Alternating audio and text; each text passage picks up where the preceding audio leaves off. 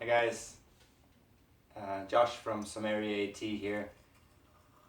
Now, those of you who know me through more of my professional life, as the sommelier who works at Kyoto Cuisine, for example, you would know me as someone who can be pretty creative when it comes to pairing wine and food or tea and food and things like that. I wanted to spend some time today to kind of show you the creative process involved in, I guess, pairing, coming up with an idea for a dish or just the kind of thoughts that might spring to mind. I have dressed in my work regalia on the top half, don't have pants on though.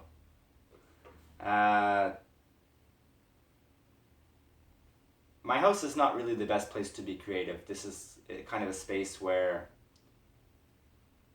I turn myself off to a lot of my, not exhausting, but the way I think while I'm working.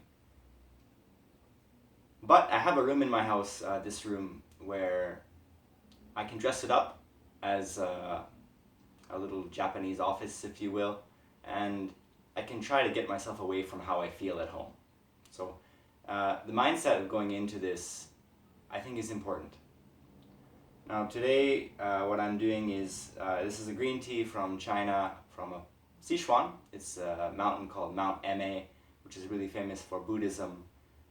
There is a tea which, this year is my first time to encounter it. It is essentially like a silver needle style of tea, made of only the buds, but it is made into a green tea. There's no silver about it. The buds are green. They look like little micro shiny beans. We can get into showing those in a sec, but there is my ratio, as I said in previous videos, that I like to use.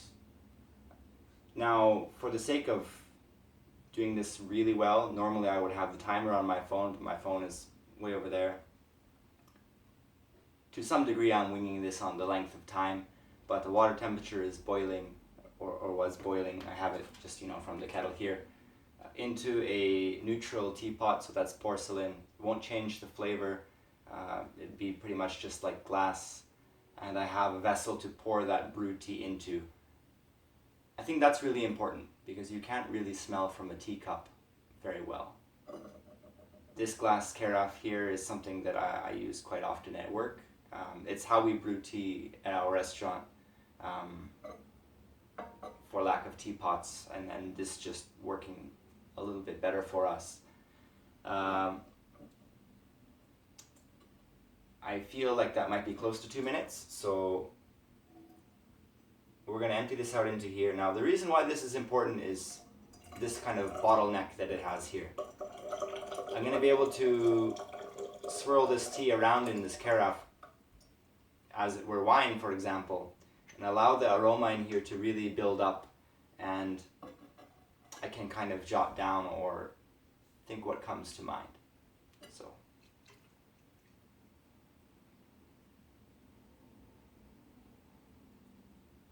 So let's say right off the bat, I would say it's kind of sweet smelling, fruity, and pungent. I would say, well, what can I do with this? Do I have any goal from the outset? Is it I need to make a pairing for an appetizer, or I need to make an appetizer, or do we have just total freedom? The chef that I work most closely with, his name is Paul, so he's the owner of Q, where I worked before the quarantine.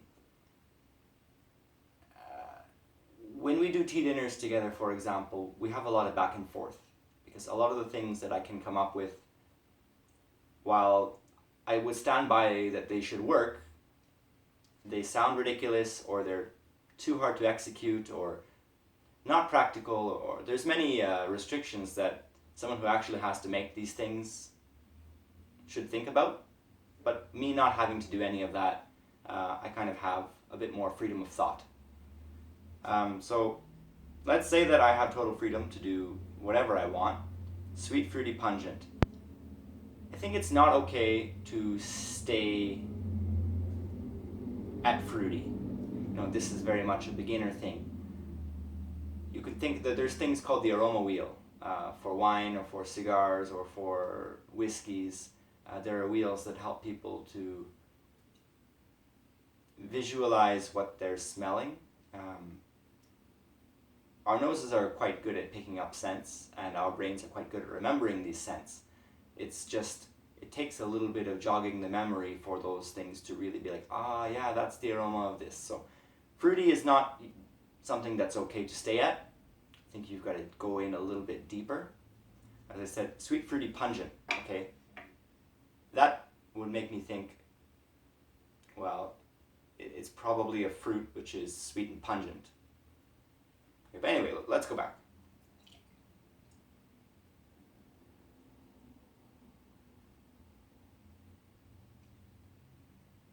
So obviously there's some heat from this. It's kind of giving off a warmth. My mind is kind of going in two directions. One more than the other, but we can write them down. One of them is banana. It's like if you had a soft banana and it was hot. It's got that kind of really sickly sweet banana smell, especially when they're overripe. At the same time, it's a little bit more pungent than that. So it's like a in between really red banana and like jackfruit.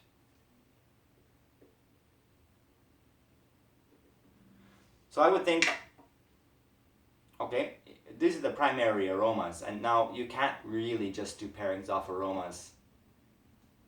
Sometimes the tea doesn't taste like it smells. So, or wine or whiskey or beer or whatever, I think you should confirm that what you're going to be drinking is the same as the aroma before you go too deep into this.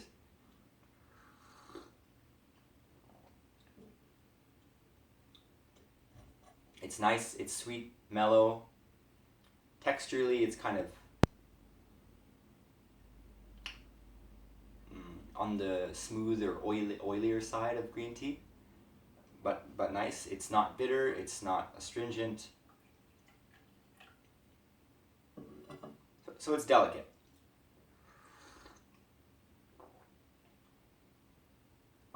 We can use this flavor to do a few things.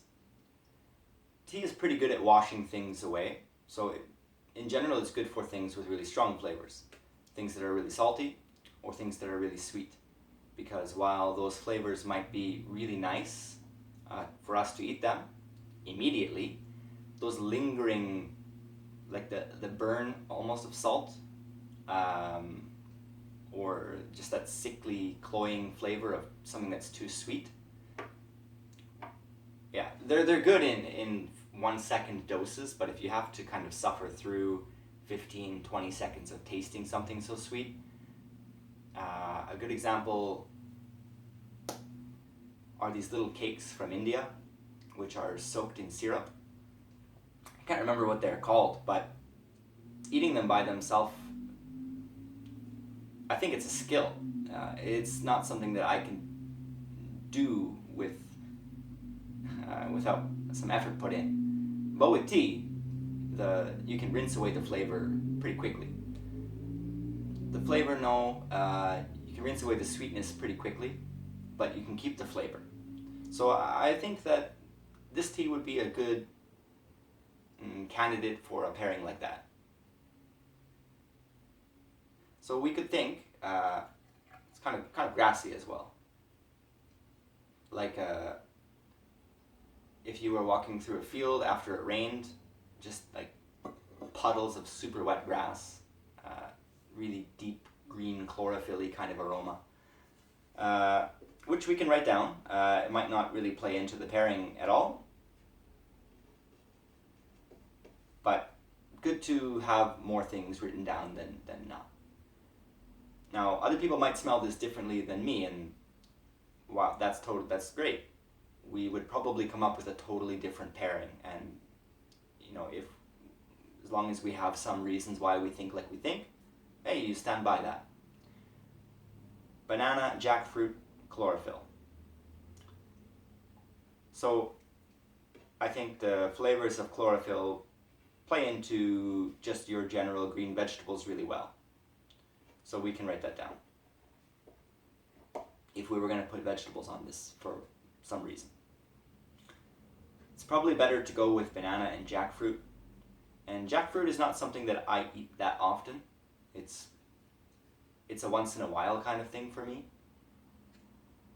I would be much more comfortable to play off of the flavor of banana, but it'd probably be better to have both. The only way we can grow as people who come up with things is to try new things, to experience new things. So while I don't know how well I could use jackfruit, I would probably want at least a little bit on the plate so that people might get inspired by that and then go off and do their own thing. So banana. I would probably play off banana. Now a really super cooked banana could be used to make banana bread. I don't know if the bready qualities would pair really well into this, so I would go away from that. Banana cream, like a custardy kind of cream. Now when I think like that, banana cream pie, although I probably have never had it in the way that I think flavors work. A little bit of a toasted shell, not much, but mostly just really ripe, sweet banana flavor in a light, oily texture to match the tea. I feel like that would be good. So let's say that we start by writing that down. Now, it could be as simple as that. Banana cream pie with a shell, have it kind of sweet. For the kind of food like what we do where I work, this is a bit too simple. We need to play a little bit more off of that. So this is where maybe you need to start to rack your brain. Look for other things which maybe you missed in the beginning. Generally speaking, when I do a tasting with this mindset, I'm at this smelling stage for 5 or 10 minutes before I even write anything down.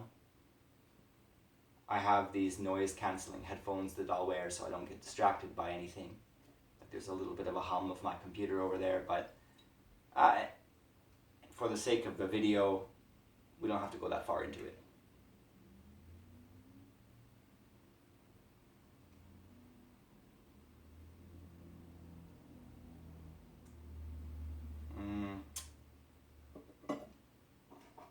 So nothing's really coming to mind other than what I said. So let's take this chlorophyll idea and run with it a bit. We could probably come up with some kind of garnish for this banana cream pie. Maybe it could be fresh herbs. Maybe what we could do, I think for me chlorophyll is pretty tied to wheatgrass.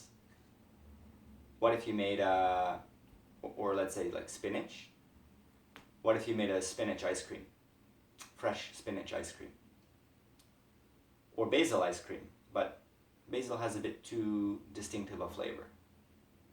Spinach or wheatgrass or both, have it as an ice cream. So now you have a banana cream pie and a spinach ice cream. I said that we should have a little bit of jackfruit. I don't really know how we would do it. Maybe it might be fresh. Maybe it might be... I think you should keep it fresh, because I think if you dried it out, you would probably lose the reference that I'm trying to make. So let's say fresh jackfruit.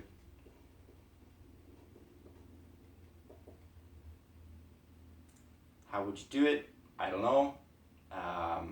Thin slices underneath the ice cream, on top of the ice cream.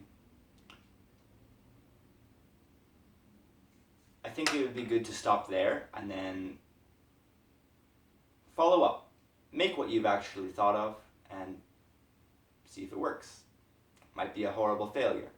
But from that and tasting them together, you would be able to know, okay, well, I see what I was thinking,